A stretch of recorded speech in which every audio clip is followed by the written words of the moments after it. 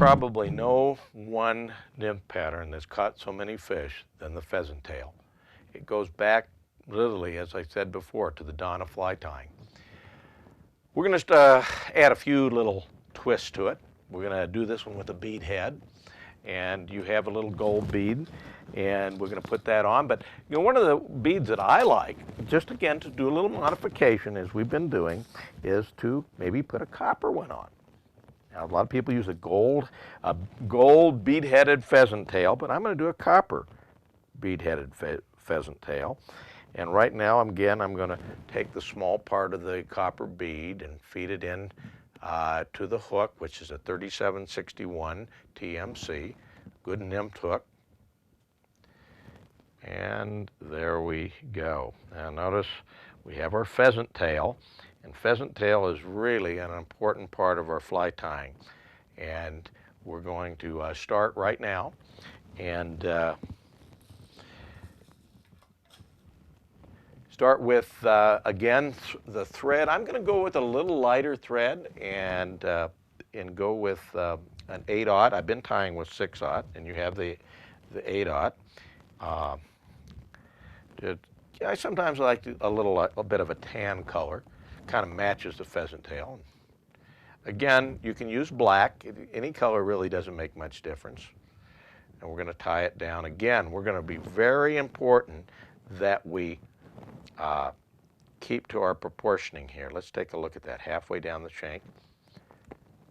Now, we're going to be tying on quite a few different fibers here. One of the first things that I like to do, of course, is put in the copper wire.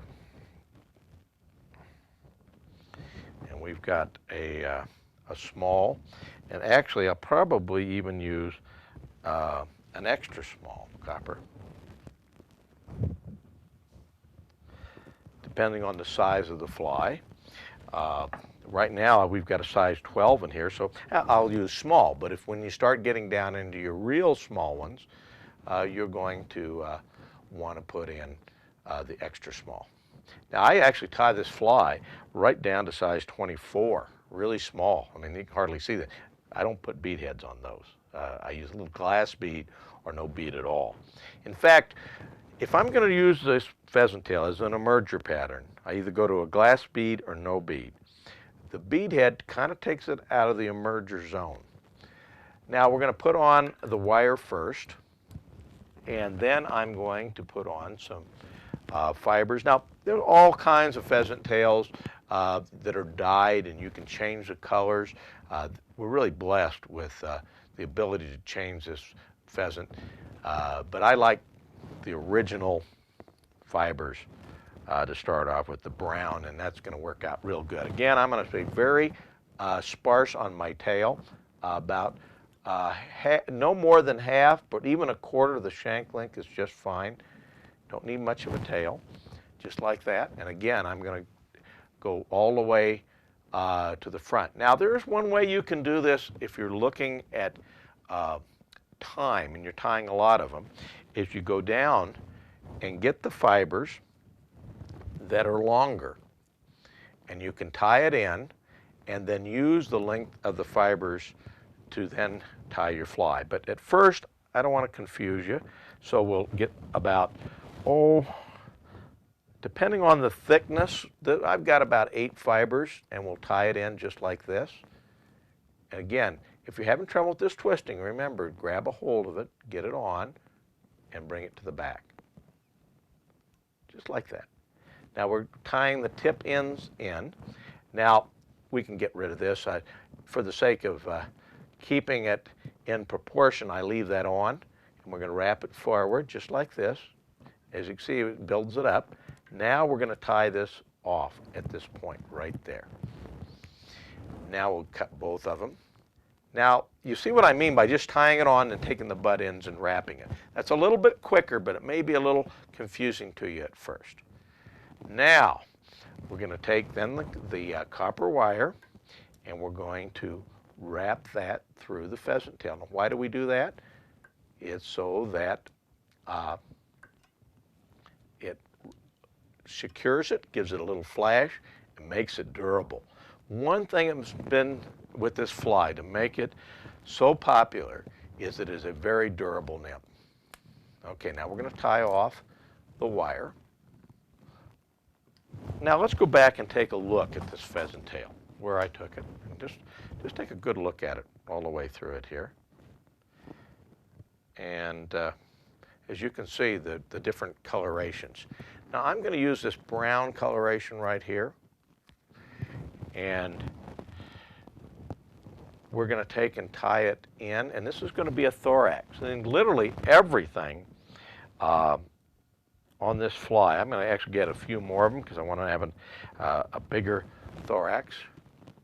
I'm going to tie it from the tip in, just like this.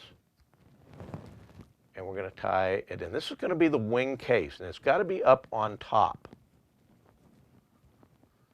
Now, let's say you wanted this to be a little bit more weighted, and you want it to sink down.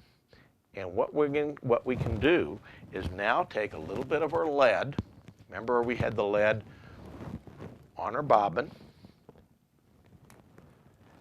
Now you've got to realize that some places don't like lead, and one of the ways you can get away from this is you can use either a tungsten sheeting to go over the top as a thorax.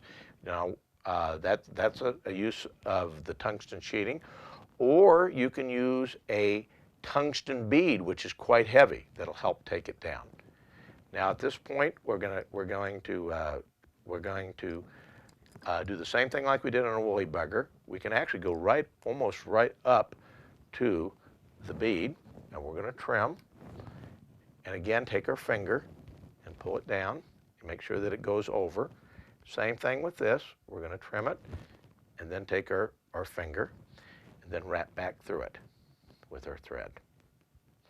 This is going to be quite a heavy pheasant tail. This is going to sink quite nicely. Now remember, I was talking about peacock herl, how it was so used in so many flies. Well, guess what? We're going to use it again.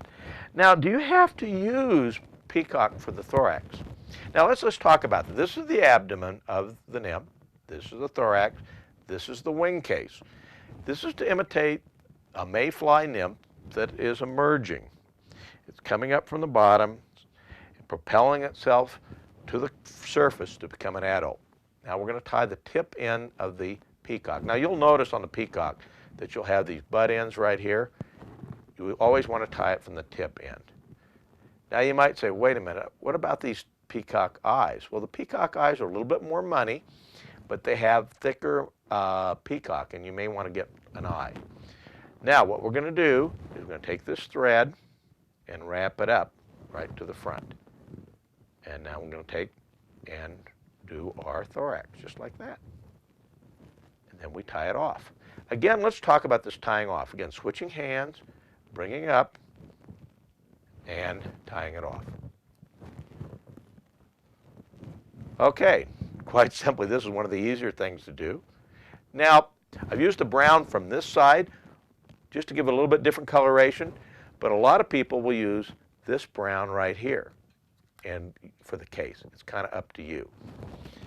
All right, we're going to trim, and literally this fly is almost done. The only thing that we need to do right now is to add some leg fibers. And again, we go back to this little brown right here, and we'll just take it right up in here and just trim some of them off.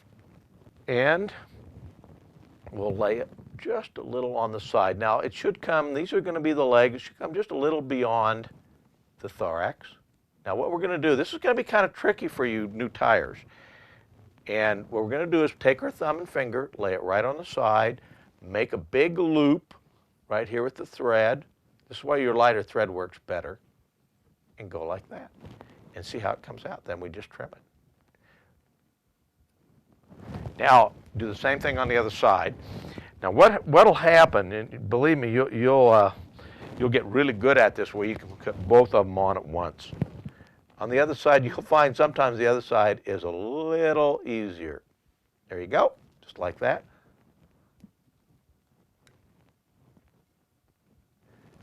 Now you see the importance of having a thread that looks the same as the, you might even use a green thread as the peacock. Now, what I've done in the past with these bead heads is just get another piece of peacock, and you can just wrap a couple wraps over here. This is kind of an option. It makes it look kind of nice, and that covers the thread. Again, I told you I would be adding a little things to make it a little bit different than maybe your standard pheasant tail. Trim that off. Now we're ready for our whip finish. Again, taking the bend of the hook, reaching up with the hook, and going around. And of course you can add cement to that, and there is your little pheasant tail. Let's take a look at it. Legs out to the side, we've got the thorax here, we've got the body, all pheasant tail other than the peacock. And you can use dubbing on this. You can change that thorax to whatever color you want. It's a good Mayfly imitation for blue-wing olives, pale morning duns, about any Mayfly there is out there. And now on to the next pattern.